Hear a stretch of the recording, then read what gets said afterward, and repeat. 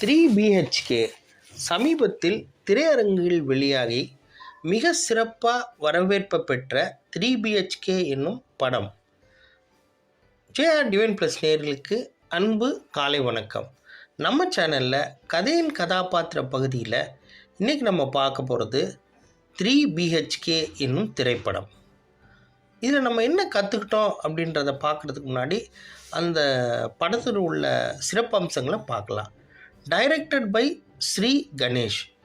இது எப்படின்னா, ஒரு 3 பிஹெச்கே வீடு அப்படின்ற ஒரு கதை திரு அரவிந்த் சத்யானந்தம் அவர்கள் எழுதிய கதையின் அடிப்படையாக வச்சு இந்த படத்தை எடுத்திருக்கிறாங்க.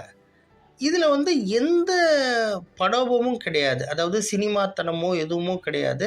நீங்கள் இதில் எல்லாம் பார்த்தீங்க அப்படின்னா நம்ம வீட்டில் இயல்பாக நடக்கிற மாதிரியே அந்த படத்தில் எல்லா பகுதியும் இருக்கும், எல்லா நகரும் இருக்கும். அந்த வகையில் என்னையே நான் பார்த்த மாதிரி இருந்தது. நான் பிறந்தது திருப்பூர், படித்தது வளர்ந்தது எல்லாமே சென்னை. எங்கள் அப்பா அம்மாவுடைய அலுவல் விஷயமாக நாங்கள் அங்கே இருந்தோம். அதுக்கப்புறமா படித்து முடிச்சுட்டு நான் வேலை நிமித்தமாக பல்வேறு இடங்களுக்கு சுற்றினேன். இந்தியா ஃபுல்லாக சுற்றினேன், உலகம் ஃபுல்லாக சுற்றினேன். இது எல்லாம் போனது பார்த்திங்க அப்படின்னா, சின்ன வயசுலேருந்தே என்னோடய கலெக்ஷன்ஸு ஒரு ஜெம்ஸ்டோன், ஸ்பெசிமென்ஸ், மினரல்ஸு, புக்ஸாக இருக்கட்டும், இந்த மாதிரியான வீடை நான் மாற்றுற ஒரே காரணத்துக்காகவே நான் பல விஷயங்களை இழந்தேன். குறிப்பாக சொல்ல போனால் புஸ்தகங்கள் புக்கு நான் சென்னையில் இருக்கும்போது அங்கே ட்ரிப்ளிகேனில் ஒரு ஸ்ட்ரீட் இருக்கும், பெல்ஸ் ரோடு இருக்கும். அந்த பெல்ஸ் ரோட்டில் ரோட்டில் போட்டு நிறைய புஸ்தகங்கள் வச்சுருப்பாங்க, புக்ஸ் வச்சுருப்பாங்க, பழைய புக்ஸு. அதே மாதிரி மயிலாப்பூரில் திரு ஆழ்வார் ஐயான்னு ஒருத்தர் இருப்பார். அவர்கிட்ட இருந்து நான் ஏகப்பட்ட புக்ஸ் நான் வாங்குவேன். என்னோடய பாக்கெட் மணி எல்லாத்தையுமே நான் அதுக்கு தான் செலவு பண்ணேன். அது ஒரு லெவலுக்கு மேலே ஒரு ஏறக்குறைய 3 பீரோ ஃபுல்லாக ஃபில் ஆயிடுச்சு. அந்த ஃபில் ஆனது ஒவ்வொரு தடவை நாங்கள் வீடு மாற்றும் போதும் ஏறக்குறைய நானே 7 வீடு கிட்ட மாற்றிருக்கிறேன். அந்த வீடை மாற்ற ஒவ்வொரு டைமும் பார்த்தீங்க அப்படின்னா என்னோடய புக்ஸ் வேஸ்ட் ஆகிட்டே இருக்கும். நான் அப்போ எனக்கு அது பெருசாக தெரியல. ஏன் பெருசாக தெரியலன்னா, எனக்கு காசு போனதுனால போனாலும் எனக்கு எப்படியும் நம்ம தான் இங்கே பெல்ஸ் ரோடு இருக்கே, ட்ரிப்ளிகேன் இருக்கிறே, நம்ம மயிலாப்பூர் ஆழ்வார் ஐயா இருக்கிறாருன்னு சொல்லிட்டு ஒரு தைரியத்தில் எப்படியும் கிடைக்கும்ன்ட்டு இருந்தேன்.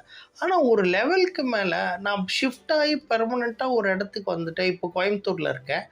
அங்கே வந்ததுக்கப்புறம் பார்த்தீங்க அப்படின்னா, அதுக்கப்புறமா அந்த மாதிரியான வேல்யூபிள் புக்ஸு கிடைக்கவே இல்லை. இது இப்போ நான் சொன்னது ரொம்ப ரொம்ப சின்ன ஜிஸ்ட்டு தான்.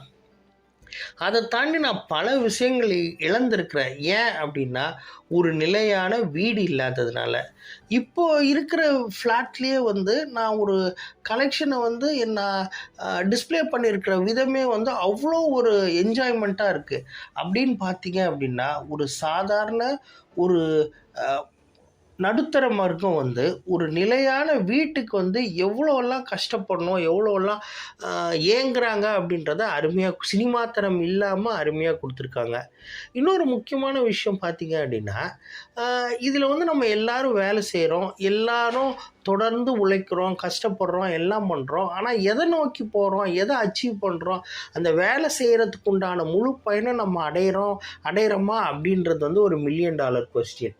நம்ம அதுக்கு உழைக்கிறத கம்மி பண்ணணுமா, அதை வேலையை நம்ம பண்ணணுமா, ரிப்பல் பண்ணணுமா, நம்ம அடிக்கடி வேலையை மாற்றிட்டு இருக்கணுமானா அது மாதிரியெல்லாம் எதுவுமே கிடையாது. நம்ம இன்னும் நல்லா உழைக்கணும். என்னை பொறுத்த வரைக்கும் 24 மணி நேரமும் வேலை பண்ணணும். நான் அப்படி தான் பண்ணிகிட்ருக்கேன். அப்படின்னா நான் ரொம்ப அதிகமாக வேலை செய்கிறான்றதை பற்றி சொல்ல, நான் எனக்கு என்ன பிடிக்குமோ அதை நான் பண்ணிகிட்ருக்கேன். ஸோ அந்த பண்ணனால நமக்கு 24 மணி நேரத்தில் எப்போ இருந்தாலும் நம்ம 24/7 நம்ம பிடிச்ச வேலையை செய்கிறதுக்கு உண்டான வாய்ப்பு வசதிகள் நம்மக்கிட்டேயே இருக்குது. ஸோ அந்த மாதிரியான விஷயங்களை நம்ம தேர்ந்தெடுத்தோம் அப்படின்னா நம்ம இலக்கை சீக்கிரமாக அடையலாம்.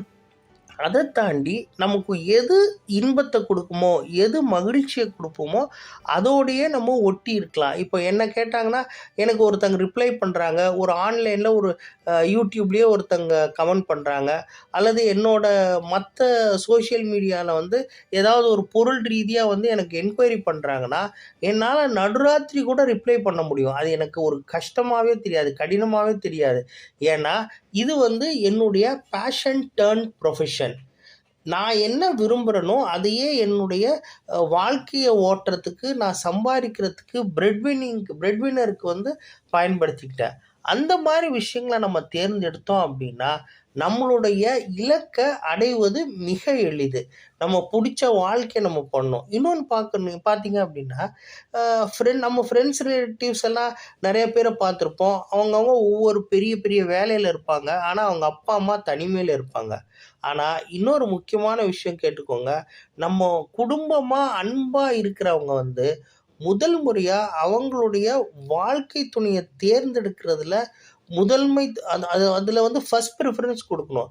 கட்டாயமாக நம்ம அப்பா அம்மாவை நம்ம பார்த்துப்போம். எதிர்காலத்தில் அவங்க அரவணைப்போம். நம்ம கூட தான் இருப்பாங்க. ஆனால் நம்ம வாழ்க்கை துணையை தேர்ந்தெடுப்பது வந்து இப்போ இருக்கிற காலகட்டங்களில் நம்மளுடைய இலக்கை நோக்கி, அதாவது லோவர் மிடில் கிளாஸ் இருக்கிறவங்க வந்து இலக்கை நோக்கி எப்போது ஒரு கன்சிஸ்டன்ட் ட்ராவல் பண்ணுறதுக்கு, ஒரு 60 வயசு வரைக்கும் ட்ராவல் பண்ணுறதுக்கு ஒரு மிக முக்கிய காரணமாக உந்துதலாக இருக்கும் அப்படின்றது என்னுடைய ஆழமான நம்பிக்கை. இந்த காணொளி உங்களுக்கு பிடிச்சிருக்கும்னு நான் நம்புகிறேன். பிடிச்சிருந்ததுன்னா சொந்தம் மற்றும் நட்பு வட்டங்களுக்கு பகிருங்க. நம்ம சேனலை லைக் பண்ண சொல்லி, ஷேர் பண்ண சொல்லி, சப்ஸ்கிரைப் பண்ண சொல்லி வலியுறுத்துங்க. நன்றி, வணக்கம்.